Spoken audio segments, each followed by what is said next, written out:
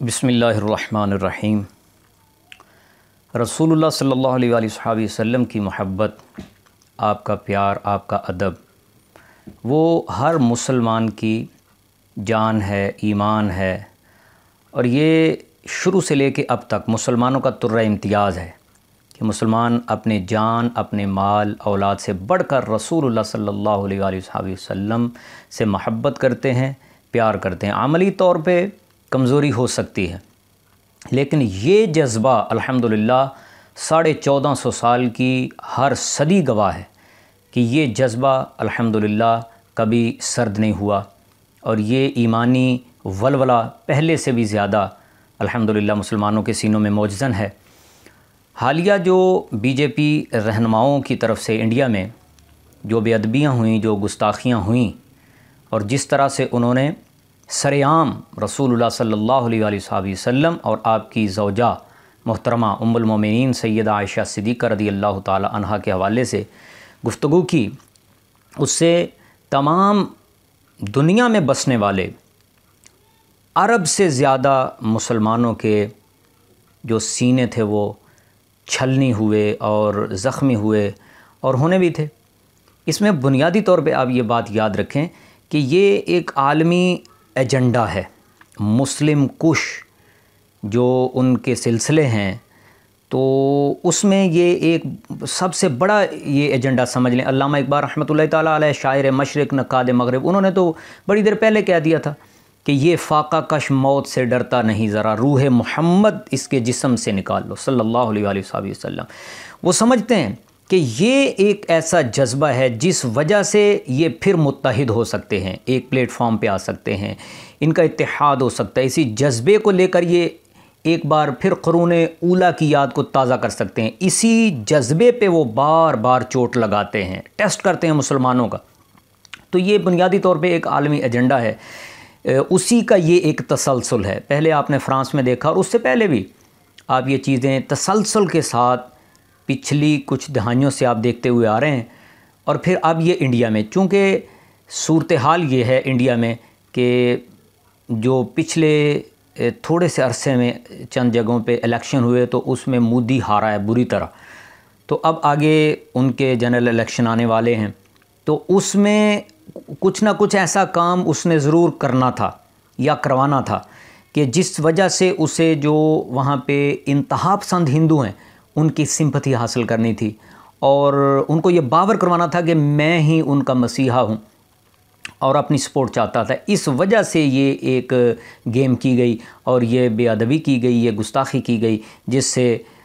خاص طور پہ انڈیا میں بسنے والے جو مسلمان ہیں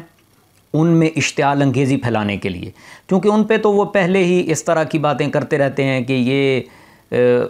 انڈیا کے مخالف ہیں، اور یہ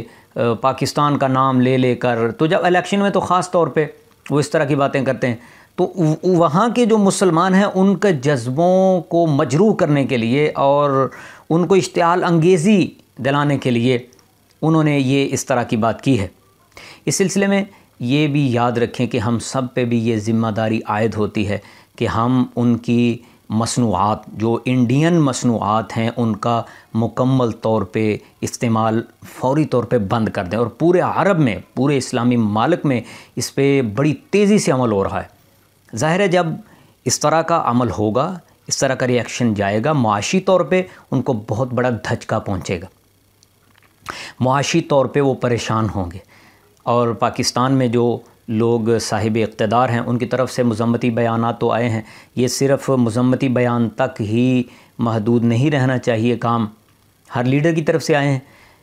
ان کو عملی اقدام یہ آگے بڑھ کے اٹھانا چاہیے کہ فوری طور پہ تجارتی تعلقات، سفارتی تعلقات، معاشی تعلقات جو ان کے ساتھ ہیں پاکستان کے، ان پہ نظر ثانی کی جائے،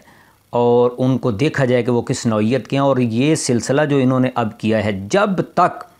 ان دونوں بی جے پی کے رہنماؤں کو، مودی کی ترجمان بھی جس میں شامل ہے خاص طور پہ، یعنی اس اعلیٰ ان کے نزدیک پوسٹ پہ موجود خاتون، اس نے یہ بے ادبی کی ہے، گستاخی کی ہے، اور اس پہ مودی نے ابھی تک کوئی ایکشن نہیں لیا۔ وہ یہ تماشا دیکھ رہا ہے، وہ یہ سلسلہ سارا دیکھ رہا ہے، کیونکہ اصل میں تو پیچھے کار فرما وہی ہے۔ تو بہرحال مسلمانوں کو یہ چاہیے، بالخصوص ساری دنیا کے مسلمان وہ اس پہ ریئیکٹ کر رہے ہیں۔ پاکستان میں بھی جو تمام مسلمان آباد ہیں الحمدللہ، ان سب نے اپنا اپنا احتجاج اپنی اپنی سطح پہ ریکارڈ کروایا ہے، کروا بھی رہے ہیں پرامن رہتے ہوئے، اور حکمرانوں کو بھی چاہیے کہ وہ اس سلسلے میں فوری طور پہ کوئی نہ کوئی ایسا سنجیدہ اقدام اٹھائیں اور ان کو یہ پیغام جائے اور وہ مجبور ہوں اور وہ سمجھ جائیں کہ جنہوں نے یہ بے ادبی کی ہے، جنہوں نے یہ گستاخی کی ہے، ان کو قرار واقعی سزا دینی ہے، جو اسلام کے مطابق سزا بنتی ہے اس کے مطابق وہ سزا دیں۔ اس میں پھر یہ بات بھی ایڈ کر دیتا ہوں کہ دیکھیں، وہاں پہ اگر کوئی یہ کہتا ہے کہ جی اظہار رائے کی آزادی ہے، تو یہ صرف ایک بات رکھی ہوئی ہے انہوں نے اپنا الو سیدھا کرنے کے لیے، اظہار رائے کی آزادی۔ وہاں پہ عامر خان جو انڈین فلم سٹار ہے، اس نے ایک پی کے فلم بنائی، تو اس میں جو مذہبی طور پہ بہت سی چیزیں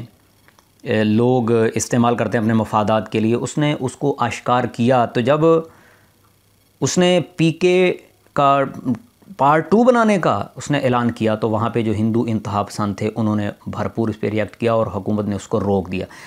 کہ یہ آپ کام نہیں کر سکتے، وہ نہیں بنا سکا۔ تو یہ اظہار رائے کی آزادی کہاں گئی؟ بنانے دیا جاتا۔ وہاں پہ جو پنڈت ہیں یا اس نے تو تمام جو جتنے بھی دنیا میں رہنے والے مذاہب ہیں اس حوالے سے اس میں بہت سی چیزیں ہائی لائٹ کی، تو لیکن جو پنڈتوں کے حوالے سے اس نے وہاں پہ آشکار کیا، انہیں بڑا برا لگا، انہوں نے روک دیا۔ تو یہ اظہار رائے کی آزادی یہ ہے۔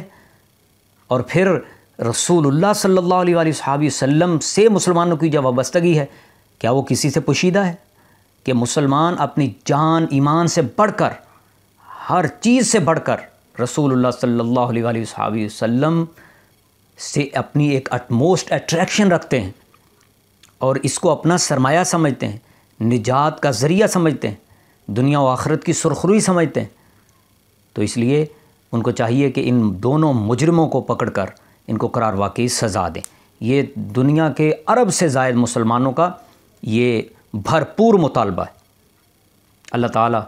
رسول اللہ صلی اللہ علیہ وسلم کی تمام امت کی حفاظت فرمائے اور ان بے ادبوں اور ان گستاخوں کو اللہ کیفر کردار تک پہنچائے۔